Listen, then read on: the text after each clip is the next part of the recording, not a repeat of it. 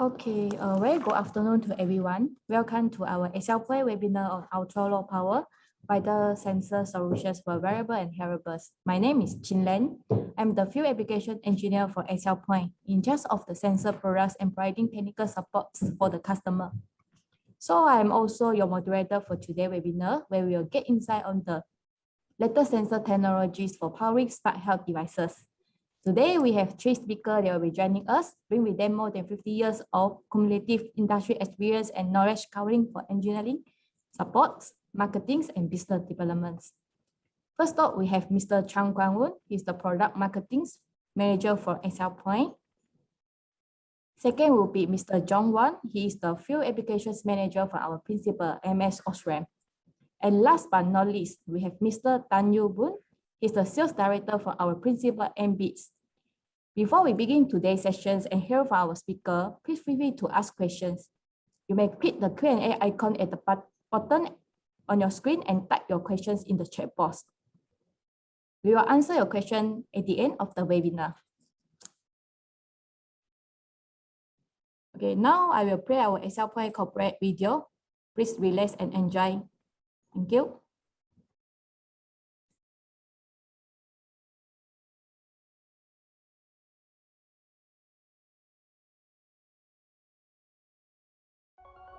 Every day, our lives are connected through the Internet of Things. Driven by innovation, XLPoint is making future technology possible. Established in 1987, XLPoint provides the latest semiconductor technology to the customers and enable the customers to deliver their products in a faster speed to the market. We work closely with our principals, creating innovations to complement and enhance our customers' products and solutions. With a proven track record in digital signal processing and unparalleled wireless connectivity, XLPoint strives to be at the forefront of wearable devices. Our dedicated team of engineers aim to improve our customers' operational efficiency and cost competitiveness. In the fields of industrial automation and energy management, our smart sensor solutions allow facilities to run preemptive equipment maintenance. Even at home, we are opening the gateway to seamless control, bringing features and applications together. Over the years, our network has spread, establishing a presence in 50 cities in over 10 countries, with a diverse workforce of over 650 employees across our specializations. Setting our sights on the horizon, XLPoint aims to be an international pioneer and the driving force towards bringing the future closer to today. XLPoint, empowering future technology.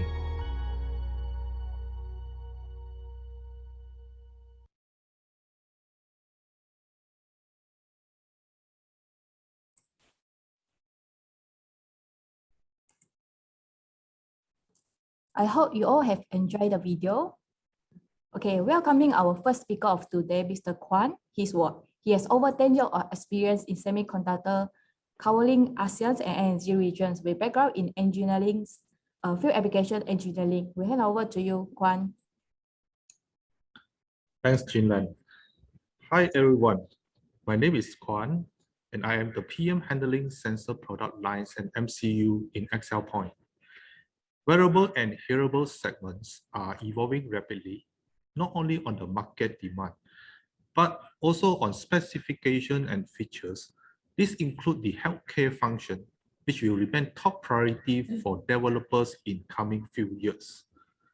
Before we go deeper to our topic today, allow me to share with you briefly on product or solutions that XLPoint can offer for wearable and hearable. What you can see on the screen now is some key technology you will be able to find in wearable products. Let's start looking at the sensors.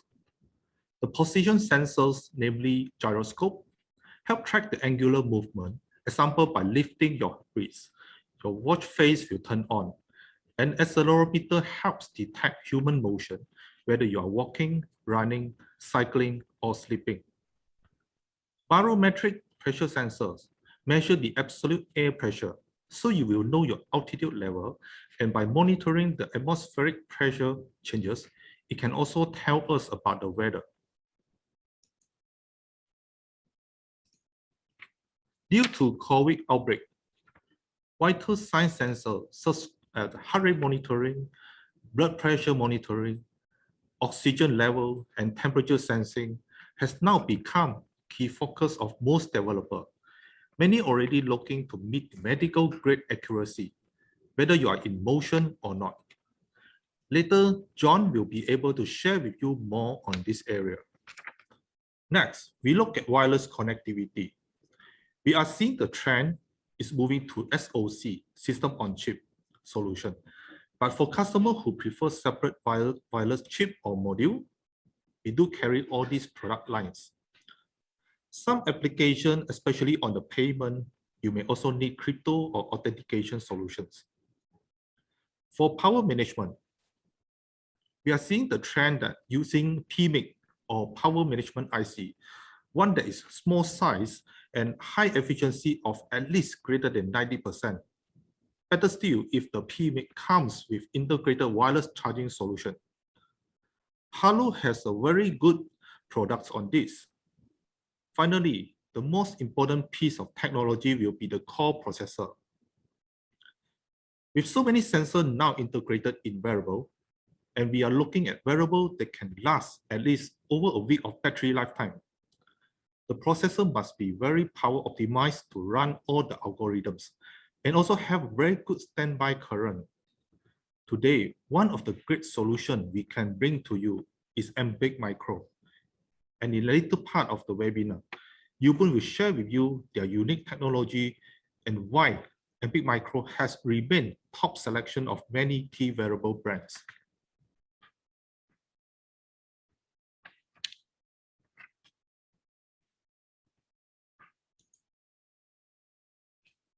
Next, I shall move to hearable solution. What you can see here is a general block diagram of TWS solution, which breaks into a cradle design and the earbud design.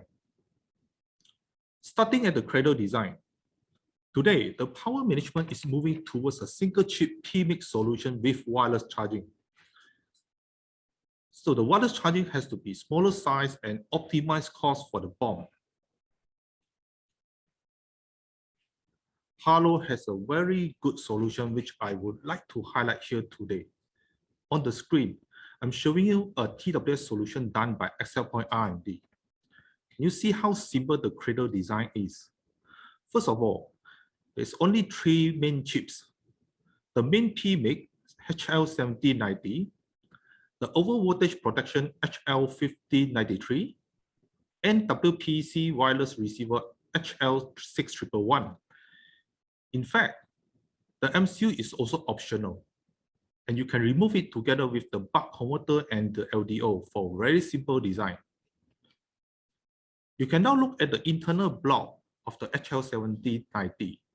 It's directly charging the earbud from the integrated boost converter and charging the single cell lithium-ion battery from integrated charger.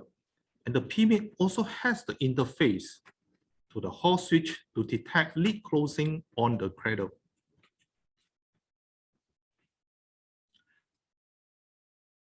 Halo new HL7 series PMIC is even more impressive. As you see, it shows even more integration with built-in wireless receiver of WPC 1.2, 1.2.4 standard. So if you're interested to find out more about Halo solution, please feel free to reach out to us or leave a comment in the survey end of the session with your contact method and questions.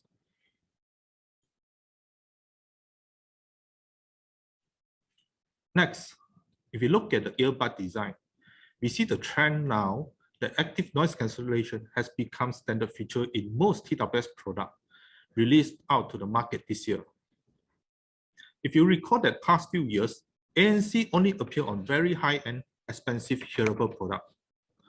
So the golden question for hearable now, what would be the next growing trend and how do we increase the battery life of TWS earbud but not increasing its physical size. Also, if you do a quick check on the internet, you can read many articles talking about smart health sensing and intelligent voice command. Heart rate sensor integrated earbud can continue to monitor your heart condition while you are engaging in various sport activity. Next, we are even looking at sensor to detect the body hydration. So with earbud design getting physically smaller, there's also limitation of button or touch area. Why not we think about using a voice command to activate some function and keep a very simple, clean design on the earbud to improve the overall aesthetic look. And with more sensors and algorithm to run on the earbud, we need to have a very small size MCU that able to operate at very low power consumption. When we say low today, we are really talking about just a few microampere for every megahertz of MCU operating frequency. Today, in this webinar, you will be able to hear from our next speakers all the great products and solutions that they have prepared for you. Before I hand it over to the next speaker, John, I would like to end my session by playing a short video to share with you a new subsidiary company by ExcelPoint called PlanetSpark to enable and help our customer to bring their AIoT hardware solution out to market faster.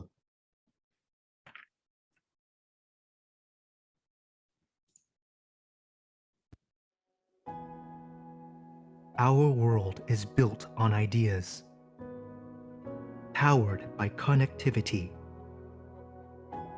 and ignited through understanding that sparks innovation in all of us. Nurturing the next digital revolution is what PlanetSpark is all about.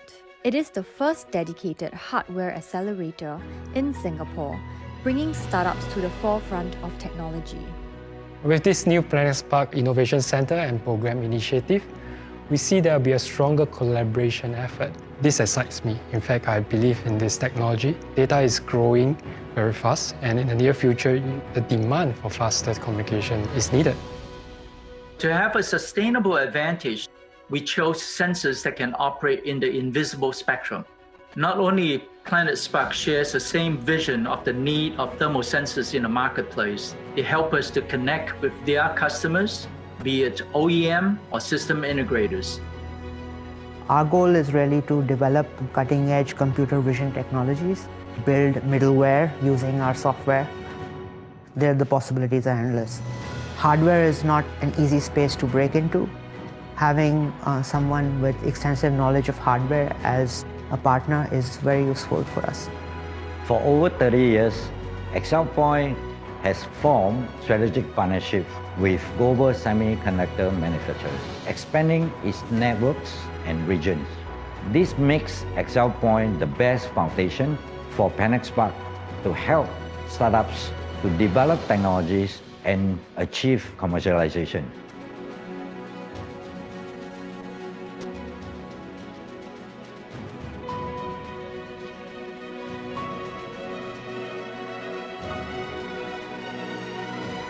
PlanetSpark, connecting innovations to reach markets.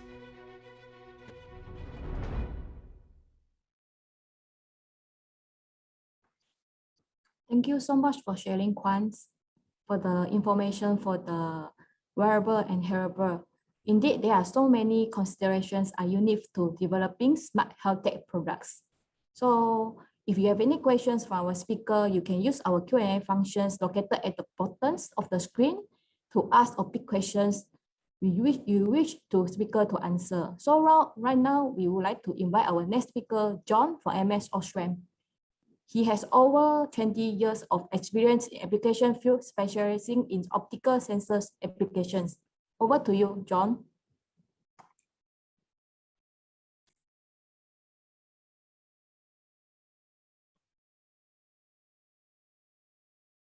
Hello, good afternoon, everybody. I'm John from AMS. OSRAM, and I'm in charge of technical support to the customer. So today I will here to present you the Vita site monitoring product from AMS OSRAM. So today's agenda basically is a two parts. First part is the heart rate monitoring sensors. So we are talking about the discrete solution, integration solutions, and design consideration, and also the application example and evaluation case. The second part is the other sensors, like temperature sensor, ambient light sensor, and UV sensors. Also, I will spend a little bit time talking about the market trends. So AMS OSRAM as a group company, now we have a 5.5 billion revenues, and we have more than 5,500 engineers, including product R&D and application engineers. Worldwide, we have 30,000 employees, and for the market segment, we are 60 to 40. So basically, AIM, we are about 60% of our revenue, and consumer is about 40% of our revenue. And we have 40 plus R&D location because during the last few years, we acquired quite a number of the company, and they have a R&D center spread all over the world. That's why we have different locations. Okay, and we have 50,000 patents grants for the products. So AMS vision is to become a sensing, illumination, and visualization leader. So the product profile from AMS, basically we have an emitter. So it means LED, micro LED, lasers, and lens. Then we have detectors. We have a light detector. We have biosensor. We have image sensor. Then something in between is optical parts. So we have a module, optical modules. Then we have a micro lens, DOE, all this kind of product. Then beside that, we also have an integrated circuit to drive the emitter and to drive the detectors. So AMS market share, basically, we have address in the consumer market, automotive market, industry market, and medical markets. So for the consumer market, we are focused on 3D sensing, face recognition, gesture recognition, display management, gamma enhancement, IR, VRs. For the automotive, we focus the in-cabin sensing. We have a ADS system. We have a adaptive cruise control. We have a LiDAR, and we have of course, we have a rain sensor, kick sensor, and night visions. For the industry, we have image sensors, is high resolution, high speed image sensor. Then we have automations, 3D sensing, LiDAR, stroboscopies. For the medical, we have an image sensor, we have biosensor, LFT, and we also have a health monitoring. So today, my product, the product I present is under this health monitoring category. So what is a Vita site monitoring? So basically what you see, there's 3 parameters what we are monitoring now. If you went to any hospital, you see the body, they are monitoring the patient's body temperatures, heart rate, and pulse oximetries. Now, we see the new trend is coming. So the people want to use this kind of Vita site to monitor the blood pressure, sleep apneas, cardiovascular events, or body hydrations, etc. So we currently have product for these 3 parts: body temperature, heart rate, and pulse oximetry. We are working on the blood pressure, sleep apneas, and body hydrations. So what is the location for the Vita site? Basically, anywhere in your body, from head to toe, from fingertip to your arms. So the popular location, what we see from our customer product now is put in the finger, or in the wristband, or in the arms, or in the chest, or in the ears. Now, what we see is getting popular. Again, the popularity is in ear here. We have a lot of earbud. They have embedded this heart rate monitoring, SpOT measurement in the earbud. Okay, how does biosensing work? It's quite simple. So the LED shine out the light, and then the bright result reflect back to the photodiode. Because the bright is moving around the bright result, so we get a different signal level to the photodiode. From there, we can get the PPG signals.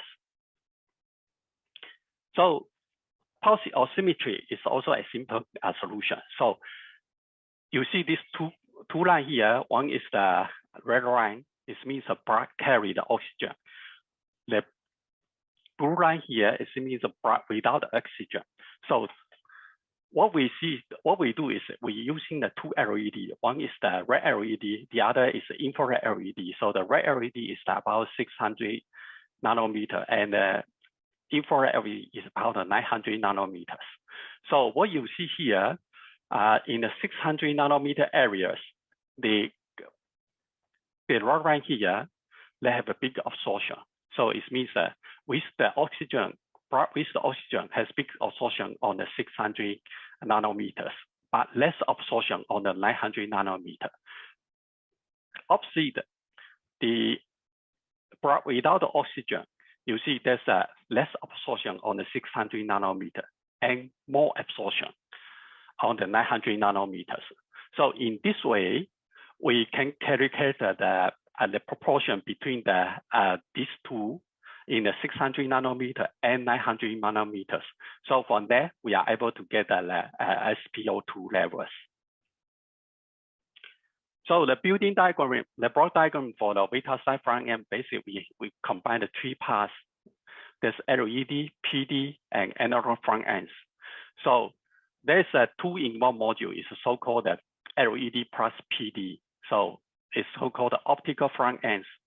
So it's LED plus PD. Then we have a receiver front ends. It means a PD plus analog front ends. So it's two-in-one here. And we have three-in-one. So all three parts in one packages. So AM is for all of these three products.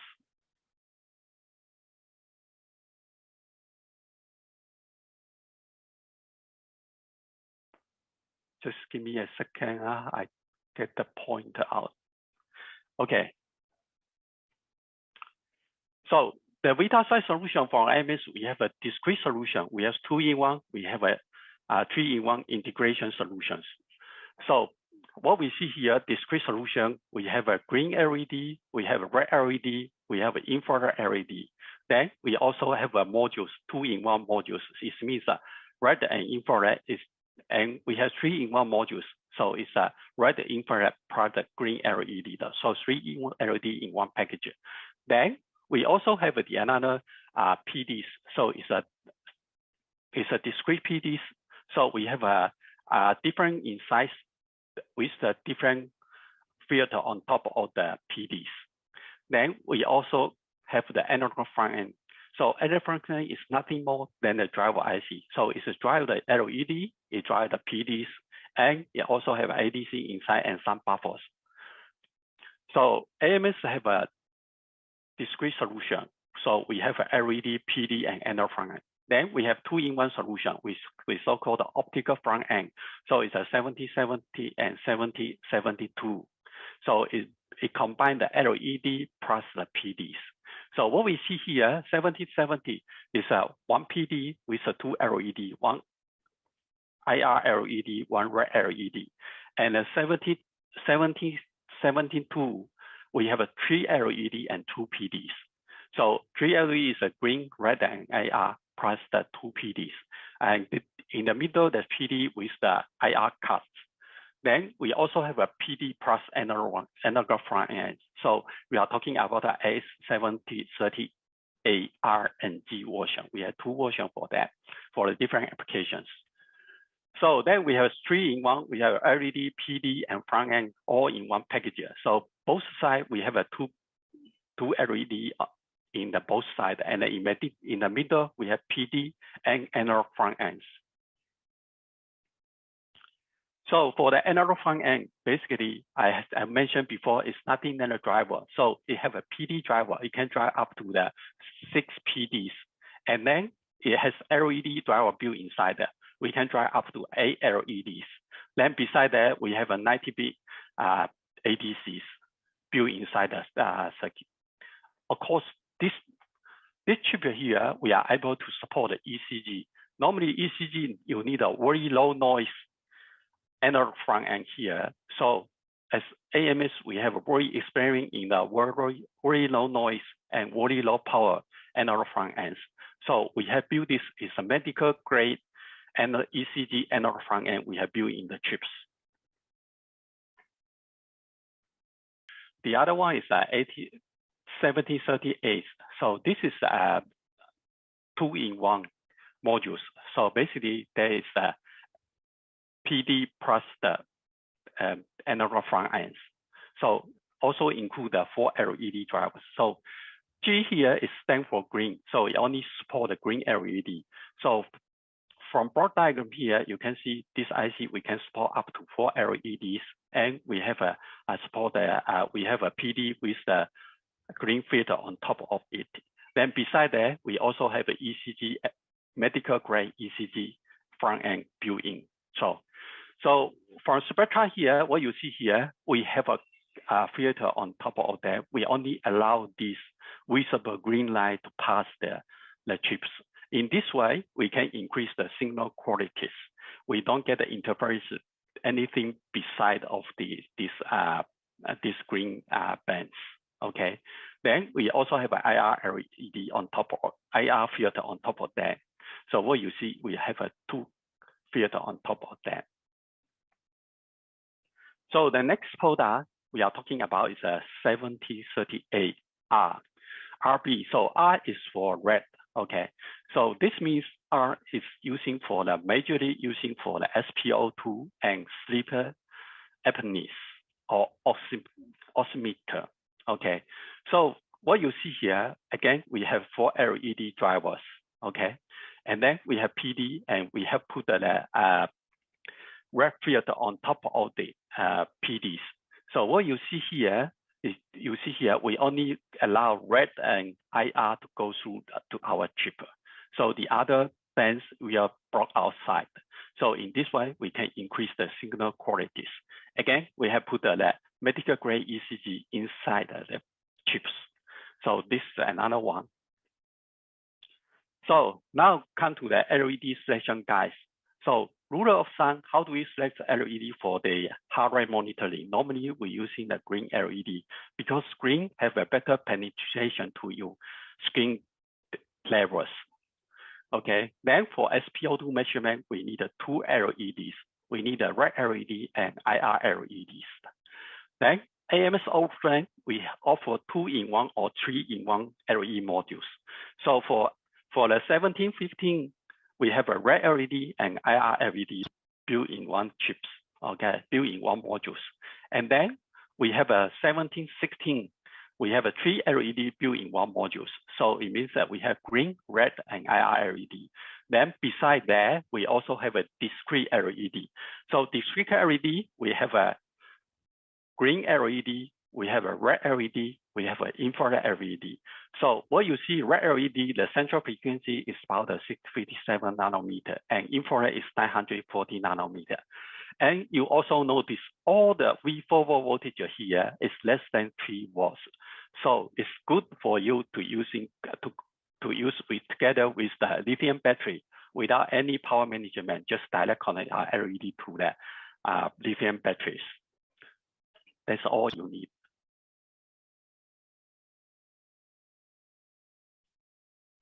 Okay.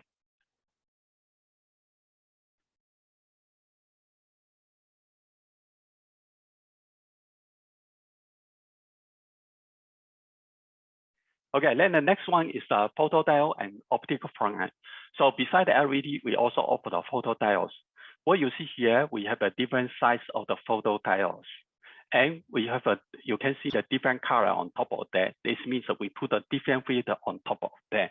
Like a different 2713, you have IR cut. It means that we cut out the IR proportion. So we only let the visible light to go into our sensor. In this way, we can minimize the IR interference. So we have a small PD. We have a 0805 like a 2700. So this is small. So for your application like earbuds, you might need this one. And we also have green enhanced. Green enhanced means that we use green to monitor heart rate monitoring. So we put on top of the green filter on top of that to enhance the green proportion to go into our chips. So this is good for heart rate monitoring. So then beside that, we also have optical front end. We combine the LED and PD together in one module. Then we have a first generation one, we have a second generation one. So the second generation one, we have a 70/70. This means that we have a PD plus 2 LED. This is one is red LED, the other is infrared LED. So this cater for the SPO2 monitoring. The other one, we have 3 LED here, green, red, and IR, and we have 2 PD here. So it means it catering for the heart rate and SPO2s. So now go to the arrangement of the PD and LED. If you choose the LED and the PD, now how to arrange it? This kind of question. So normal, the people doing is arrange, they put the PD in the middle and LED on both sides. So in this way, you get the flexible on the design, and then you can put the barrier in between the LED and the PD.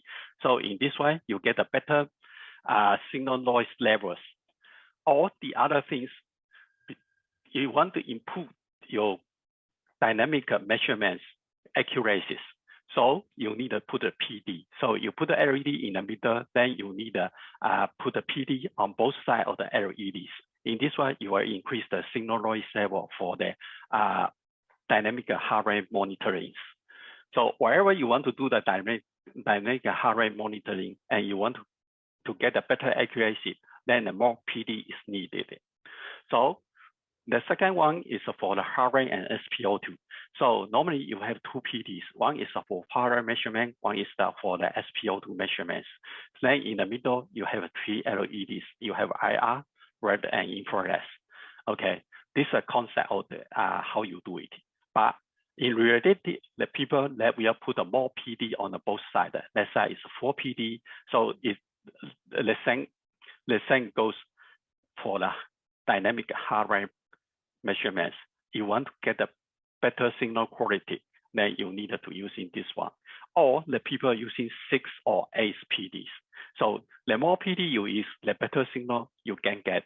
And then you can monitor different position and you compare the signal quality, then you get a better one and you do the algorithm on that.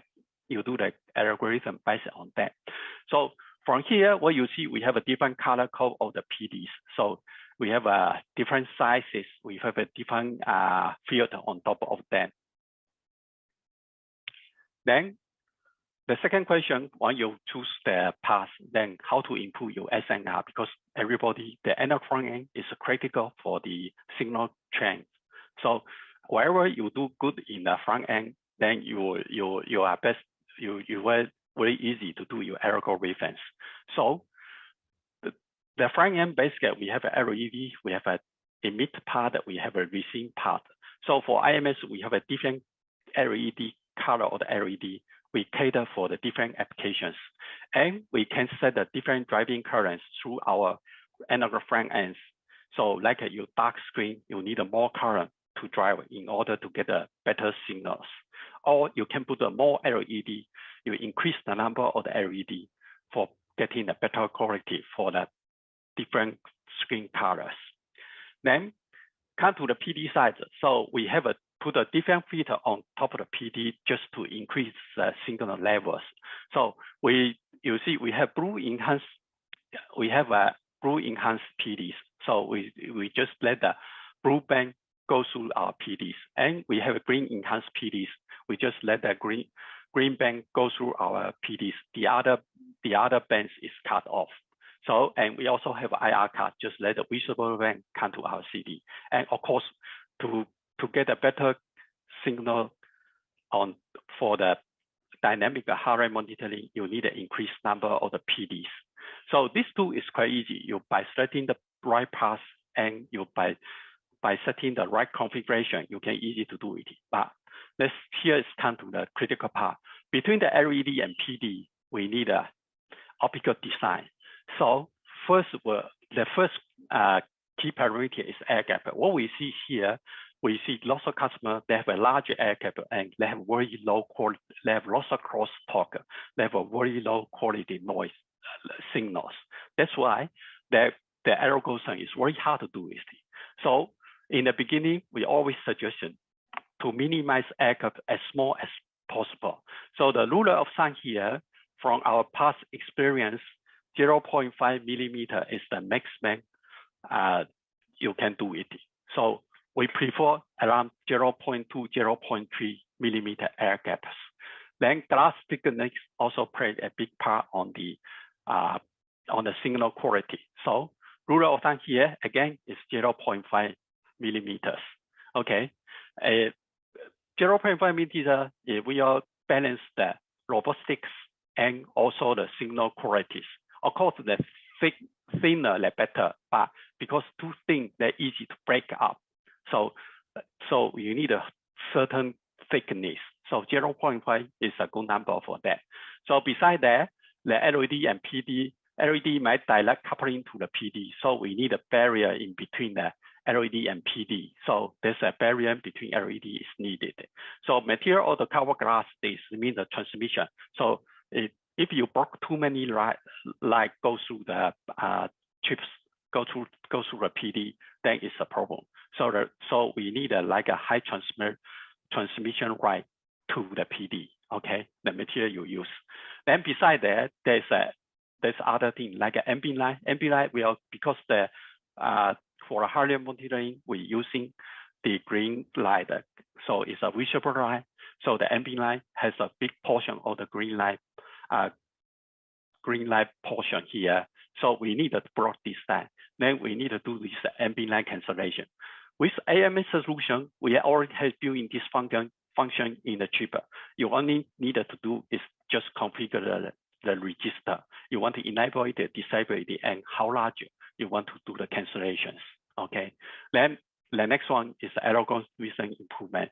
So you can the last step you go for the algorithm improvement. Maybe you add a more filter, okay, digital filter, or you using the fast Fourier transform to analyze frequency, and then you take out the proper signal.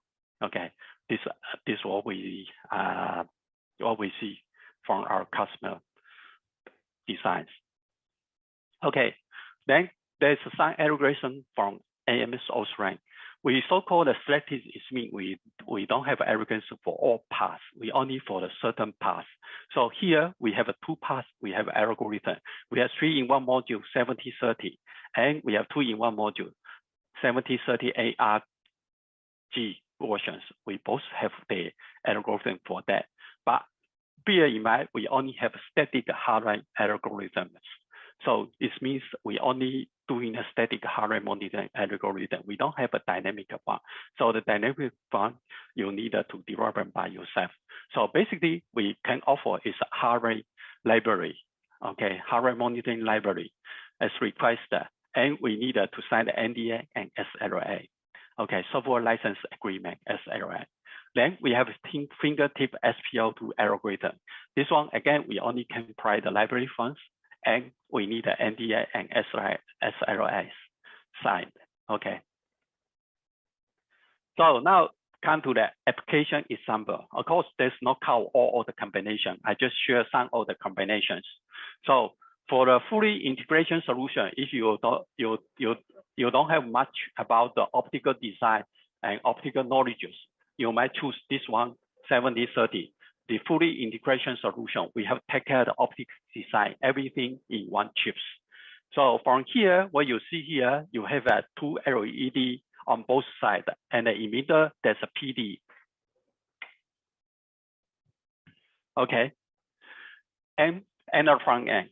So wherever you just connect a microcontroller through the iPhone I2C, you can read out the hardware data. Okay, for the semi-integration solution, we have the optical front end plus analog front end. So 7072 or 7050. Combine this together, you have a semi-integration solution. Then you also have a discrete solution. So it means you have a LED, discrete LED, discrete PD, and optical front end here. No, sorry, this one is so actually it's a 7050 here. So it's the analog front ends here.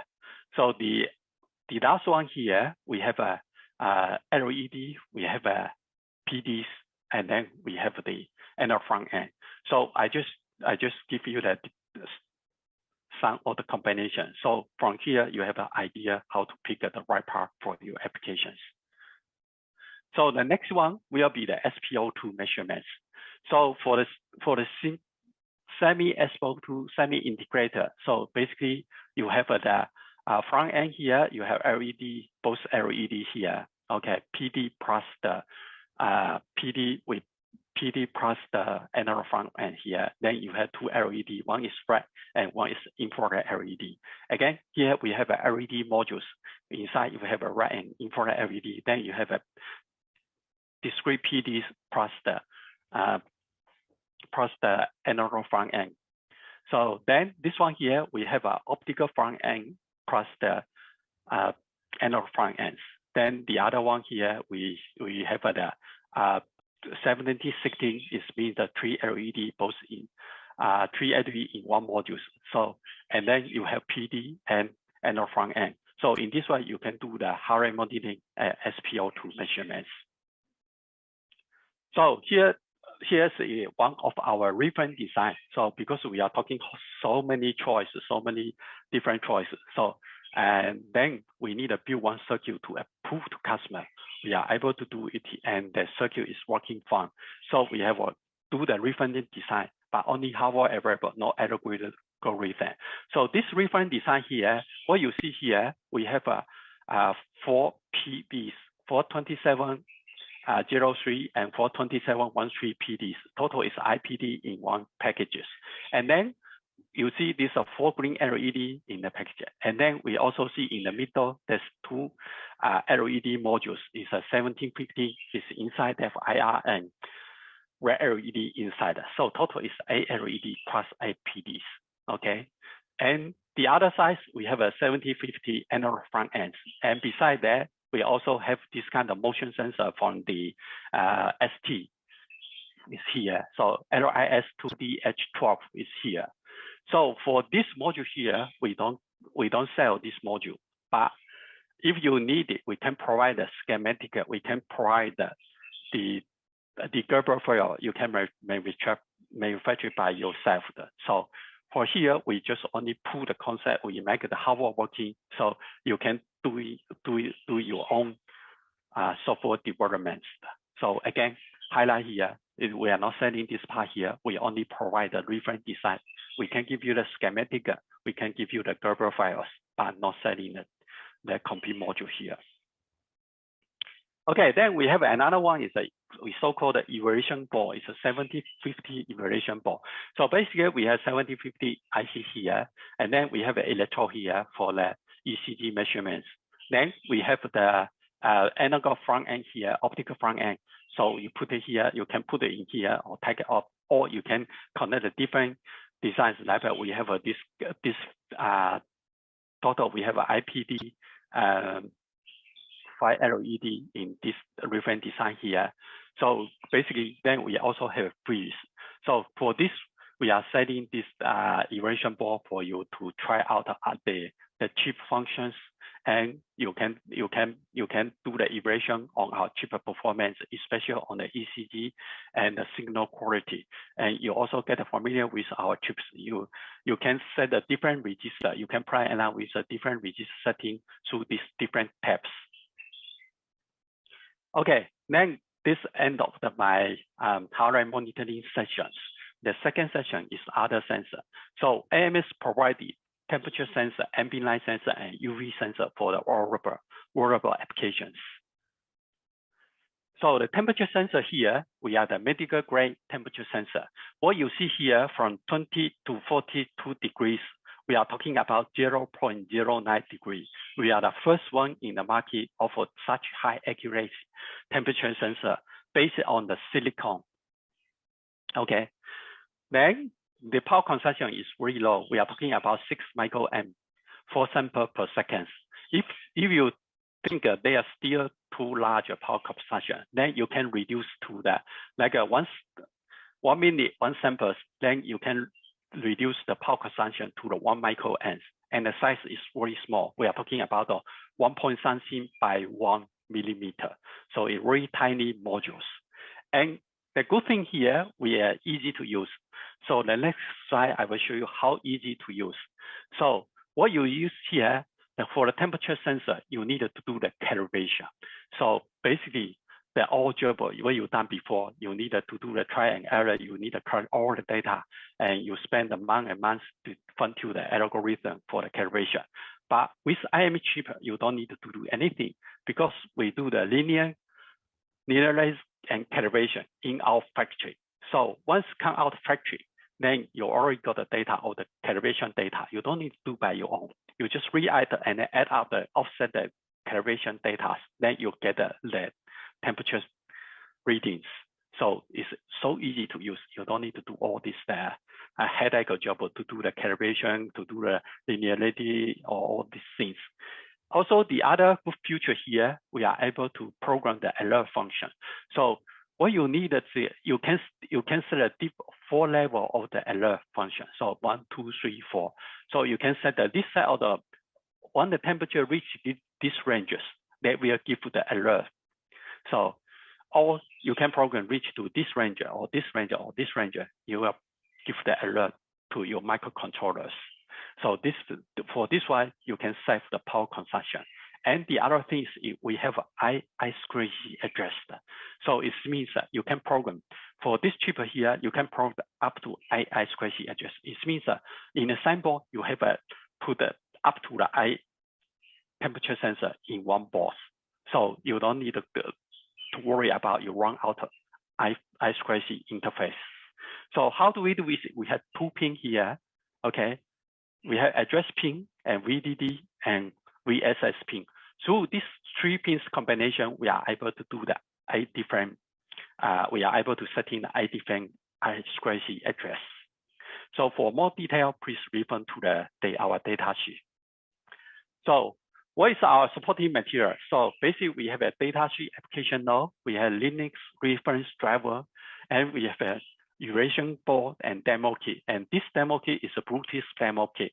So this is a temperature sensor, and we have a Bluetooth module built inside. So you can connect to your mobile phone and directly read the temperature out of phone. This small button here. So beside that, we have a design guide. So the design guide, we show you how to do the thermal design guide for the PC reference designs. So from here, what you see is how we put the IC and how we do the PCB designs. So what you see here, you can see here and how you get a better temperature accuracy through the proper PCB design and thermal designs. So for all these documents, you can download from our website, ms.com AS6221. Okay, then next one is ambient light sensor. So ambient light sensor is quite simple. It's just sensing your ambient light. So inside that we have 2 channels. We have one is the full channel. It means that we can pull the full ambient light. The other is IR channel. So because we want to cut off the IR interference. So with these 2 channels, you're able to cut off this IR portions, give you a better accuracy of the ambient light reading. So this chip again is very small, 2 by 1 millimeters, and the height is very small. It's a 0.5 millimeters. So this is our ambient light sensor. The next one, we will go to the UV sensor. So what you see for the solar spectrum here, you can see there's a certain amount of the UV spectrum here, UV energy here. So you see there's a UVC, UVB, and UVA energy in your solar spectrums.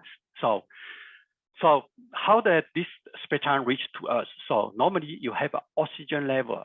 So the ozone level will block the UVC. Then portion of the UVB and UVA will reach the Earth. So what is the problem of the VUI and UVB? So for the UVB, it will cause you sunburns. So for the UVA sensor, it will cause you skin cancers and the wrinkles. So in this way, we need to monitor UVI and UVB levels.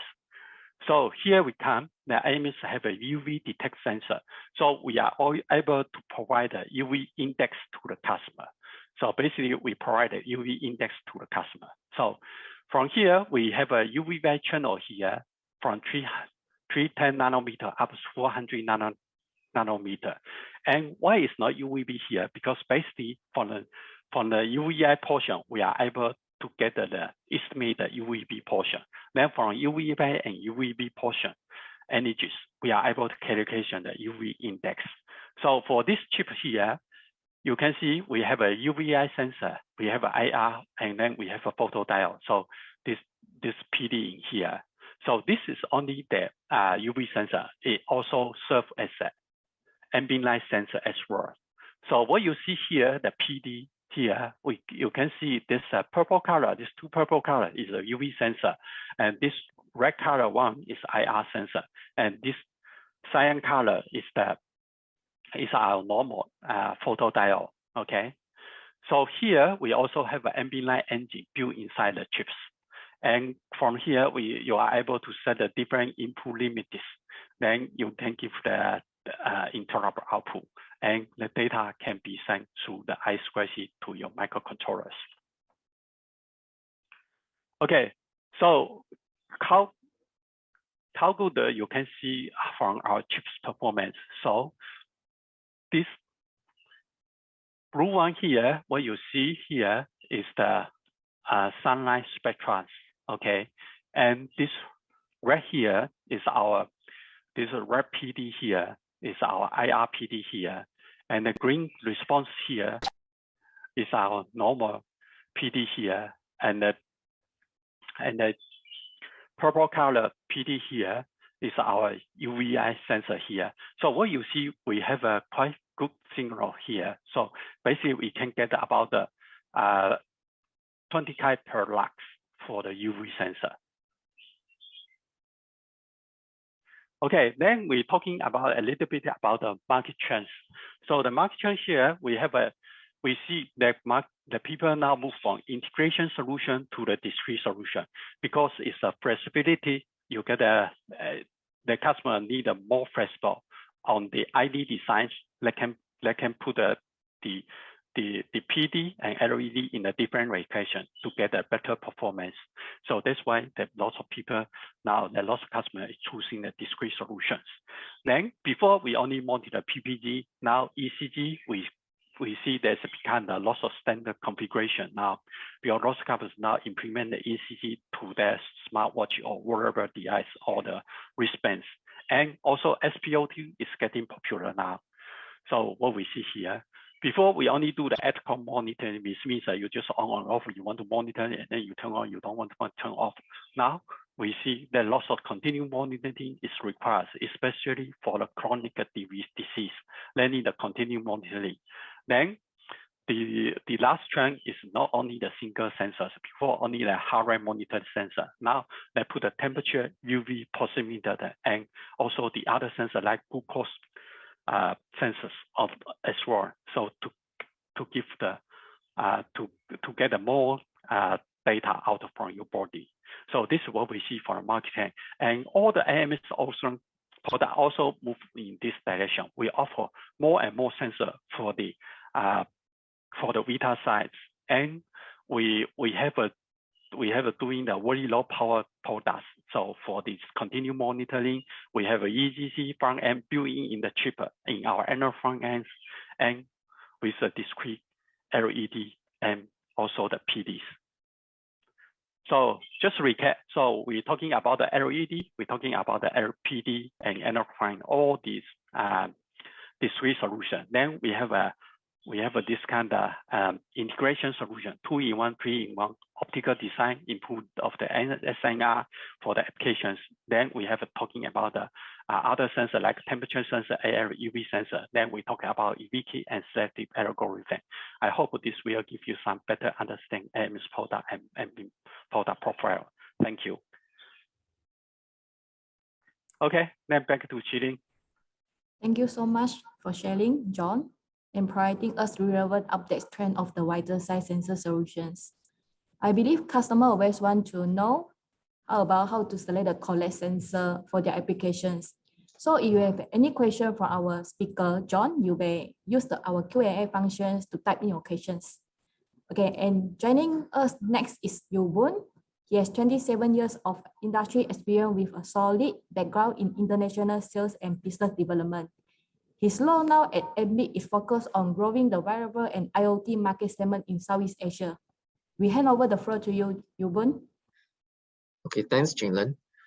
Hello, everybody. Nice to meet you all. My name is Yubun Tan, and I'm the Sales Director from Ambiq, located in Singapore. I want to thank ExcelPoint for inviting me to share Ambiq's vision and solutions in the Smart Health Sensor Solutions for Wearables and Hearables webinar. So let's begin.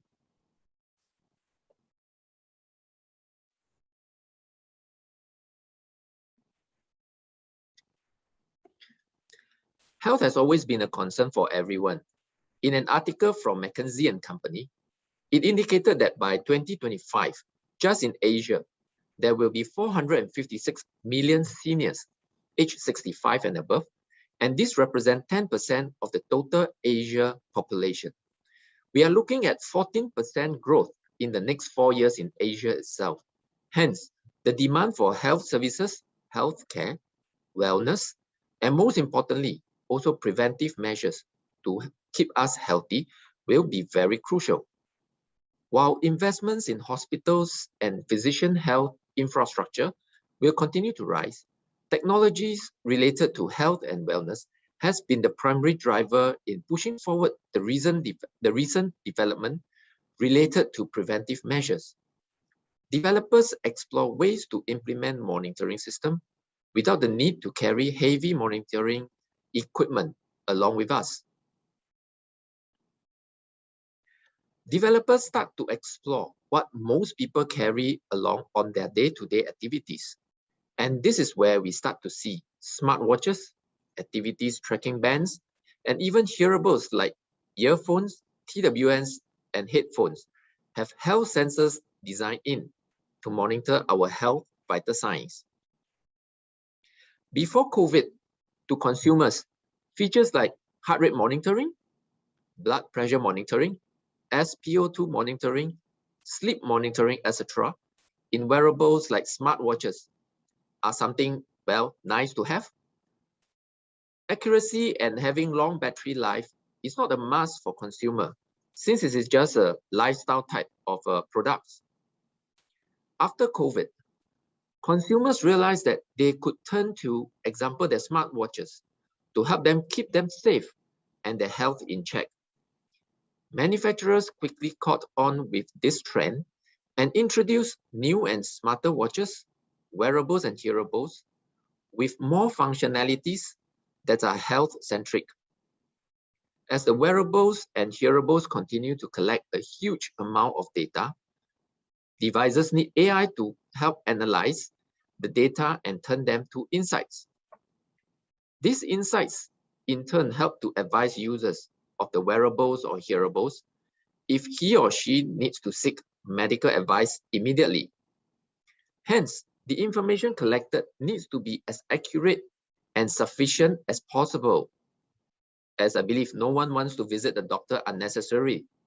And there's also the consultation cost when visiting a doctor. With all the processing of data and AI, the next challenge for developers is power. Majority of the wearables and hearables products are battery powered, and most of the time, they are powered by small size battery. As most of the processors or controllers are power hungry, developers face the dilemma of choosing between performance and power efficiency. If the product has very short battery life, consumers will need to constantly charge their products, and as a result, health data collected might be limited. The solution is to find a very low power processor or controller in the range of few microampere per megahertz during active time. Imagine if you can design more features or functions into your product, but maintain the same battery power, or keeping the existing features and functions, but extend your battery life. This is where Ambiq can offer you the performance you need without sacrificing power. With our Spot platform, we can effectively lower the compute to run at sub-threshold and reduce the total power consumptions by more than 10 times of the normal range. So, who is Ambiq? I believe a lot of the participants in this webinar might not have heard of Ambiq. Ambiq is the industry-leading provider of microprocessor for battery-powered IoT endpoint devices. It was founded back in 2010, focusing on building the world's most energy-efficient solutions for battery-powered endpoint device. We have the vision to put intelligence everywhere. We are able to achieve low power through the core technology known as sub-threshold power optimized technology, or SPOT in short. We have been growing double year over year since 2017, and even last year, with the global COVID pandemic, we almost achieved double revenue growth again.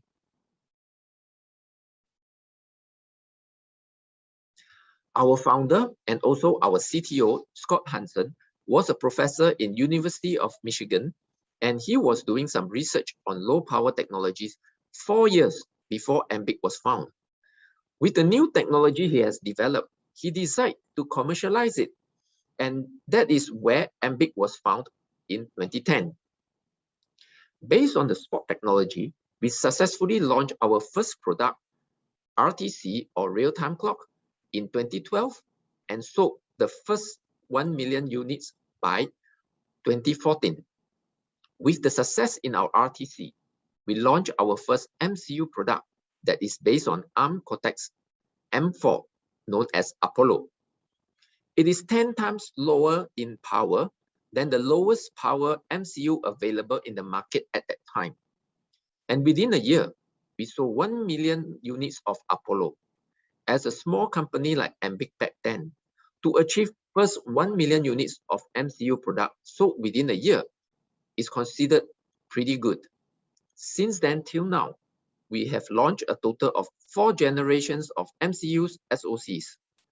Our second generation MCU, Apollo 2, the active power consumption is 10 microampere per megahertz, while our third generation, Apollo 3, consumes 6 microampere per megahertz.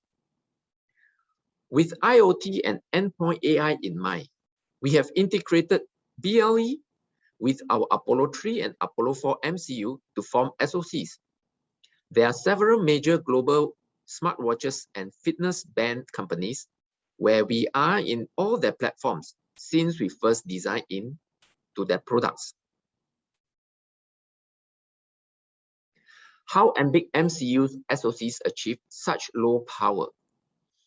In the conventional digital circuit, from most MCU suppliers, to differentiate a 1 and a 0, you need 1.2 volts. Our SPOT technology allows us to achieve the same result based on 0.3 volts. We are looking at per transistors in MCU. In an MCU, it has thousands to millions of transistors, and hence, you can see the amount of energy that is saved. We have been recognized in the industries with several awards, with the recent awards such as the 2021 AI Excellence Award, Big Innovation Award, IoT Semiconductors Company of the Year 2021, and Most Innovative AI Applications.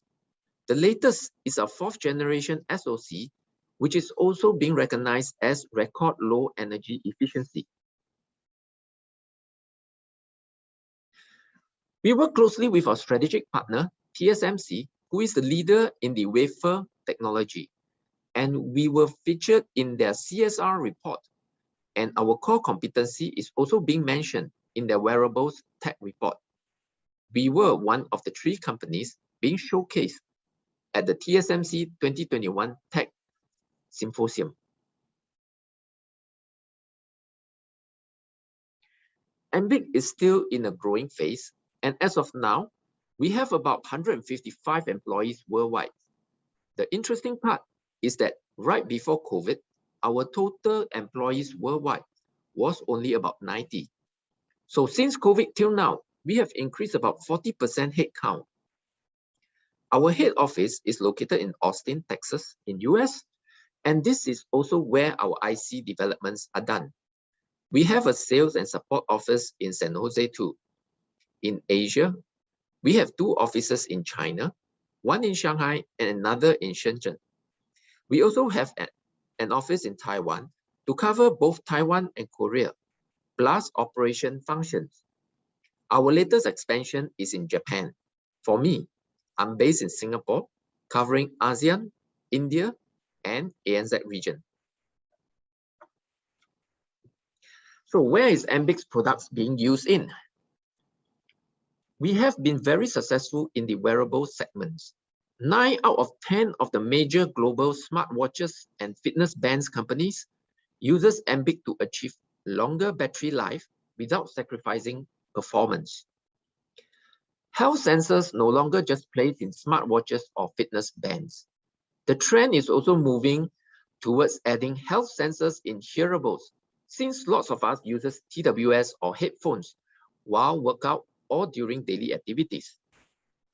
Ambiq products are used as a sensor hub for both wearables and hearables. We also have success in the smart home segment, where the trend is moving towards battery-powered and also voice command. Remote controlling your TV, sound system through voice command without the need to push a button. How does that sound? While playing your game, using your console buttons and having haptic feedback, you can also issue a voice command to activate certain functions of your game. Something like you are talking to Jarvis in the Iron Man movie. Will that be a great experience? We are also in the smart industry segment where applications require battery powered.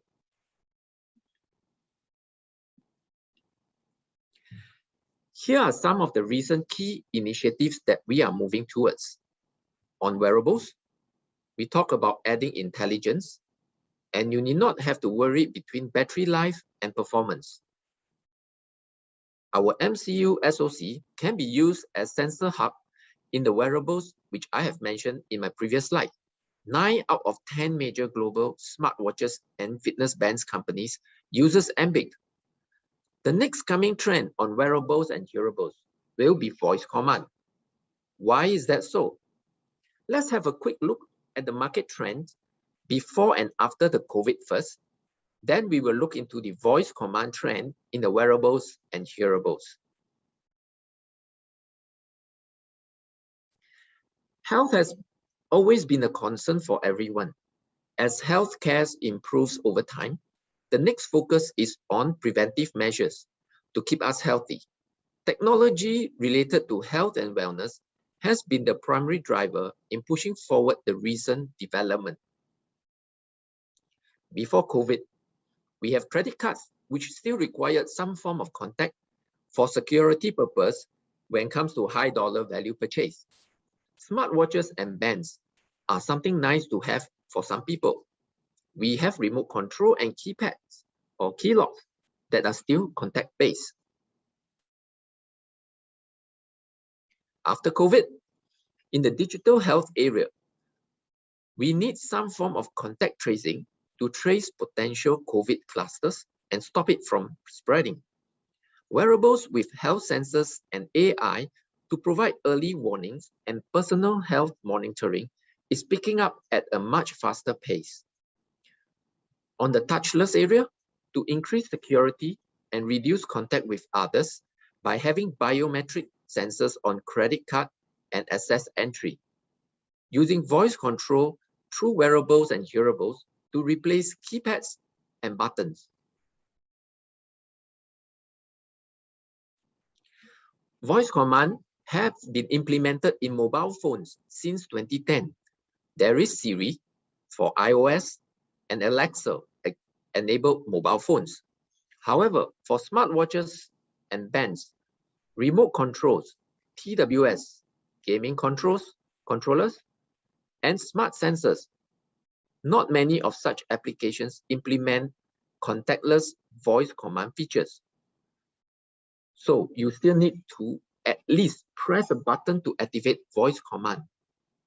What's the reason? Well, to implement contactless voice command, the system has to be always on to wait for the wake word or command. Most MCUs in the market are power hungry. And to implement always on voice command will drain the battery life very fast. Imagine you can activate your smartwatch to switch to running mode without navigating through your watch and without the need to press a button. Telling your TWS to answer or reject an incoming call while you're running and listening to your music instead of figuring where to press a button to answer or reject a call. Ambiq, with the ultra low power technology, is able to run high performance processing with sufficient memory at the right price to support always on voice command in all these applications. How about you sitting comfortably at your sofa and control the TV channels or volume with the ease of voice command? Some might say, well, that is a good to have feature. What about a patient on the hospital bed who he or she is not able to move and want to switch the TV channels or volume up and down or even turn off the TV? He or she is able to do that without anyone's help through voice command. What about an elderly person who falls in the toilet and no one is home or around, still conscious, but not able to move to reach the emergency button? He or she is now able to say, example, "Hey Ambiq, call emergency," through his or her smartwatch or wristband or some form of wearables to seek for help. Wouldn't it be nice to just tell your smartwatch to call your friend while you're running, or tell your player to play what song while you're exercising without stopping to select the music you want? With Amazon's new security requirement for Alexa coming in September 2021, Ambiq's Apollo 4 Blue is ready to meet all the requirements. The Apollo 4 Blue voice kit is able to support analog mic input for machine language inference, make phone calls, flexible audio connectivities, etc. Our voice on spot kit consists of Vesper or MEM sensing digital microphone or Invensys analog microphone, microbus shield, Apollo 4 Blue EVB for hardware. For voice processing software, you can work with DSP concepts for signal processing and sensories or retune for wake word detection.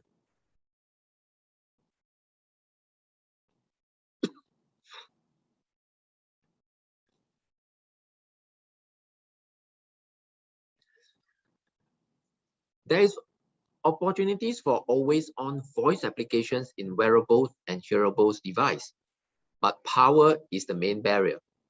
Ambiq Spot provide the needed power efficiency, processing power, memory size, and competitive pricing.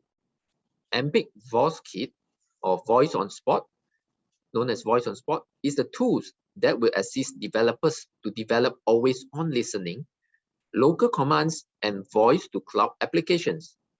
Developers can leverage on Ambiq's power advantage and form factor to create lots of new use cases and ideas. If you would like to know more on our voice solution, get in touch with ExcelPoint. You can leverage on Ambiq's very low power MCUs SoCs to develop the next generation battery-powered IoT endpoint devices with either more functions without sacrificing on power, or with same functions but a longer battery life.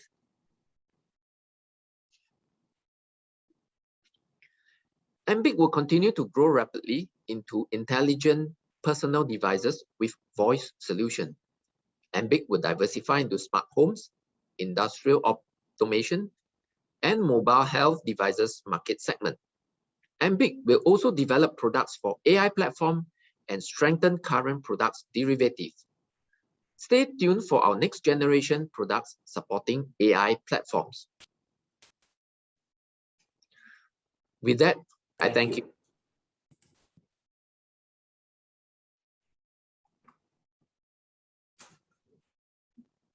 Thanks, Yubun, for sharing the Ambiq solutions. Because of this COVID-19 pandemic, really caused a big shift in how smart health tech solutions are being deployed. And for customers who want to bring smart health tech product into the markets, one of the most important considerations is power consumptions. See, many of the smart health tech rely on the battery power endpoint devices.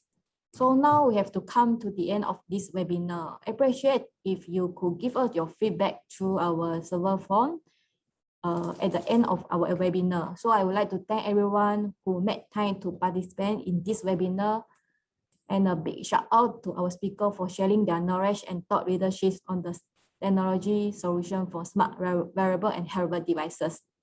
So if you have any questions or you would like to know more about the technology solutions such as reference design and the power development from MS OSRAM as well as from the Ambiq, so please let us know, or you can reach us to me and from the speaker. We have typed in our respective email contact in the chat box.